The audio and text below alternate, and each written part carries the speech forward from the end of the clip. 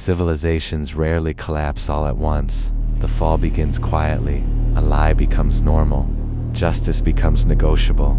Power becomes concentrated. And eventually, the people forget the difference between prosperity and righteousness. Ancient Israel once stood at such a moment. The markets were full. The cities were growing. The leaders celebrated their success. But one voice saw something hidden beneath the surface. A fracture, a sickness, a slow corruption spreading through the foundations of society itself. That voice belonged to Micah. Welcome to Code of Scripture. Today, in the Code of Scripture, we uncover one of the Bible's most unsettling warnings. The Book of Micah, a message not to a nation already fallen, but to one that believed it never could. Micah lived during a time of apparent success. The kingdoms of Israel and Judah still stood, trade flowed, cities expanded, religious ceremonies continued from the outside. Everything appeared normal, but Micah saw something others ignored. The poor were being crushed. Landowners were seizing property. Judges accepted bribes. Leaders served themselves. Prophets sold favorable messages to the highest bidder. Truth had become a marketplace. Justice had become a commodity, and religion had become performance. Micah's warning was simple. A society can survive enemies. It can survive famine. It can survive disaster, but it cannot survive corruption in its foundations. Micah speaks with unusual anger toward leaders, not because leadership itself is evil, but because leadership carries responsibility. He accuses rulers of feeding upon their own people. The imagery is disturbing, almost grotesque. Leaders consuming those they were meant to protect. The powerful treating human beings as resources, as assets, as fuel. And while the language is ancient, the pattern feels strangely familiar throughout history. The greatest threat to a civilization often comes not from outside invasion, but from internal exploitation.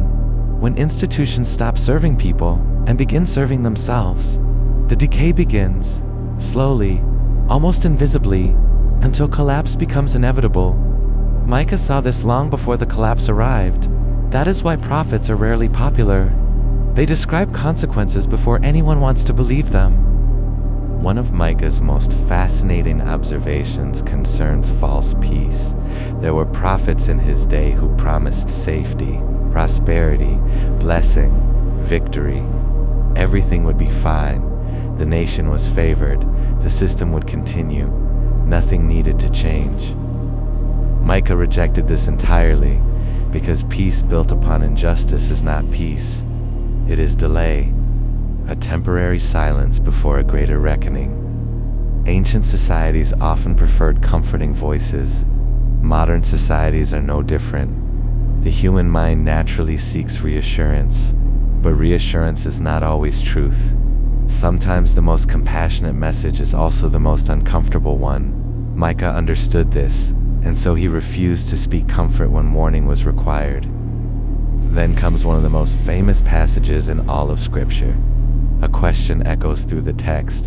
What does God actually require? More sacrifices, more rituals, more ceremonies, more public displays of devotion? Micah's answer is startling in its simplicity. Not wealth, not status, not performance, not spectacle. Only this: to act justly, to love mercy, and to walk humbly. 3 instructions, simple enough for anyone to understand, difficult enough for civilizations to ignore: justice, mercy, humility. Micah reduces an entire spiritual system into 3 principles, not because rituals are meaningless, but because rituals without character become empty. The temple means nothing if compassion disappears. The ceremony means nothing if mercy dies. The appearance means nothing if humility is absent. Micah does not promise that corruption can continue forever. Eventually, the consequences arrive, the cities fall, the systems fail. The structures people trusted collapse, but the book contains an unusual hope. Micah repeatedly speaks of a remnant, a small group that survives the collapse, not because they are powerful, not because they are wealthy, but because they remain aligned with truth. This idea appears throughout Scripture. Empires rise and fall.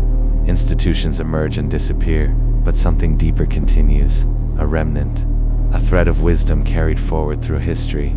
A memory of how things were meant to be. And from that remnant, renewal becomes possible.